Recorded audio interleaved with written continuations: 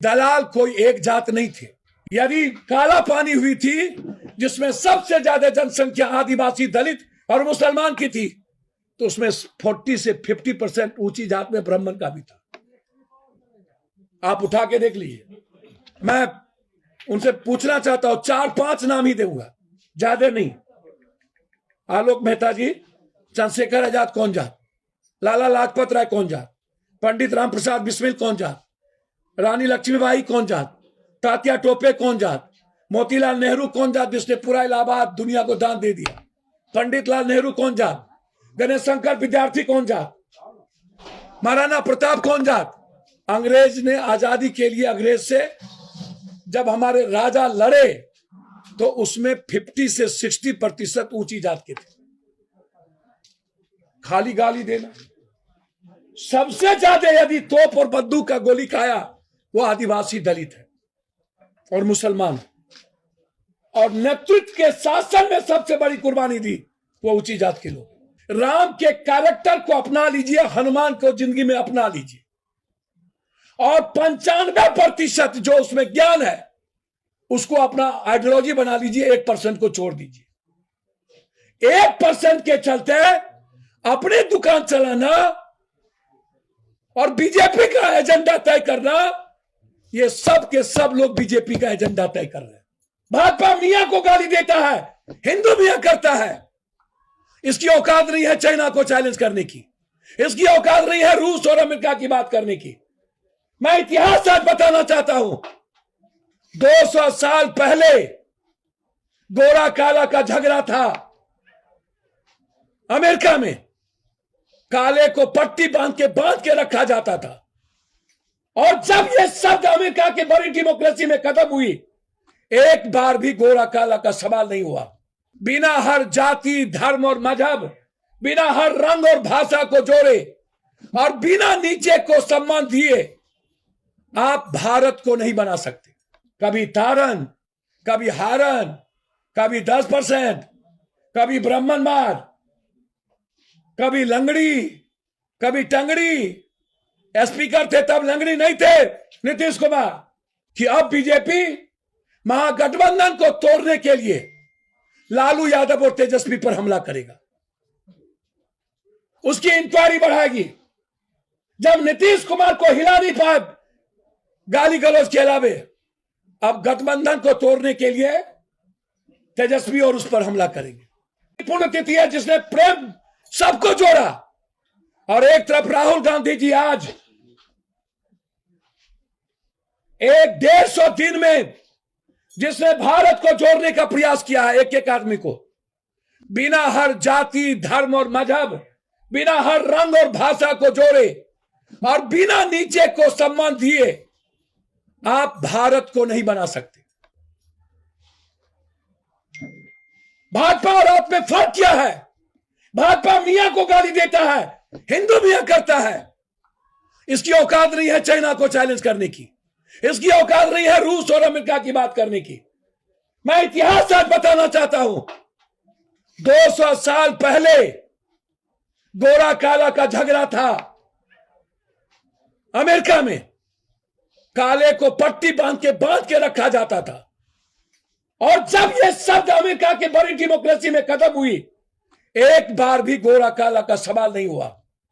फिर हजारों साल के बाद जो शोषण, जो धर्म, जो जाति 1000 साल से है, आज जब आर्थिक आजादी की बात है, भारत में ही हिंदू मियां क्यों?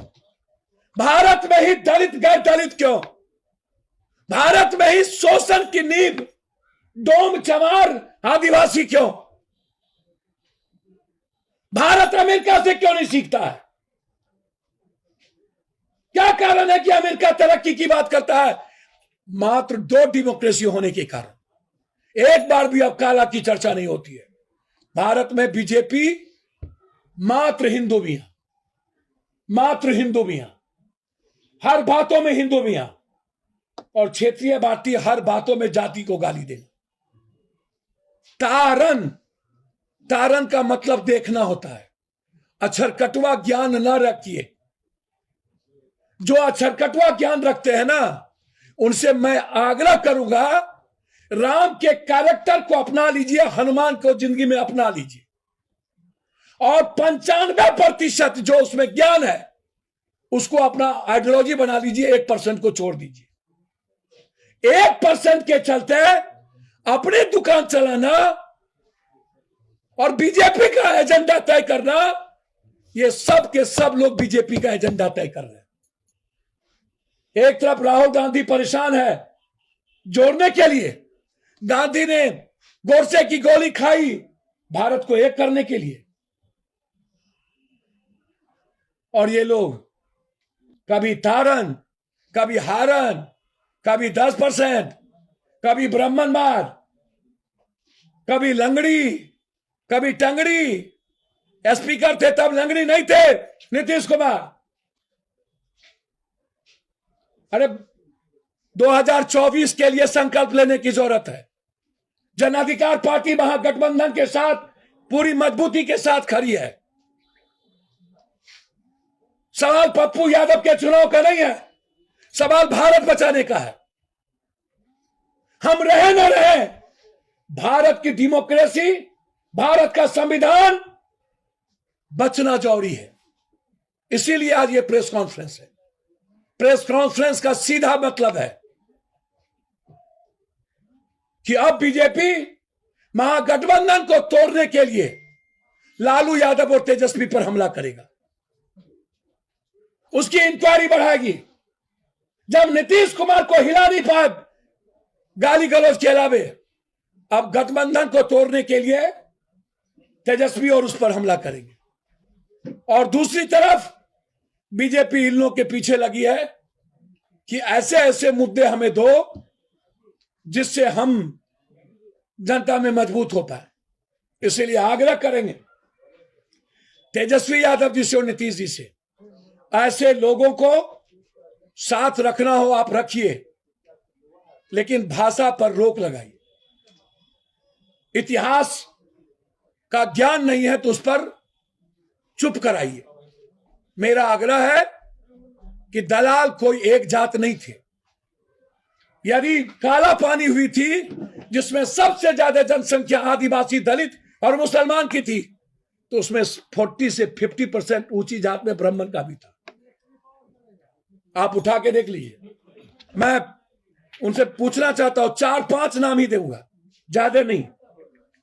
आलोक मेहता जी, चंद्रशेखर आजाद कौन जात, लाला लाजपत राय कौन जात, पंडित राम प्रसाद बिस्मिल कौन जात, रानी लक्ष्मीबाई कौन जात, तात्या टोपे कौन जात, मोतीलाल नेहरू कौन जात जिसने पूरा इलाहाबाद दुनिया को दान दे दिया, पंडित लाल नेहरू कौन जात, गणेश शंकर विद्यार्थी कौन जात, महाराणा प्रताप कौन जात, ये मैं जानना चाहता हूं।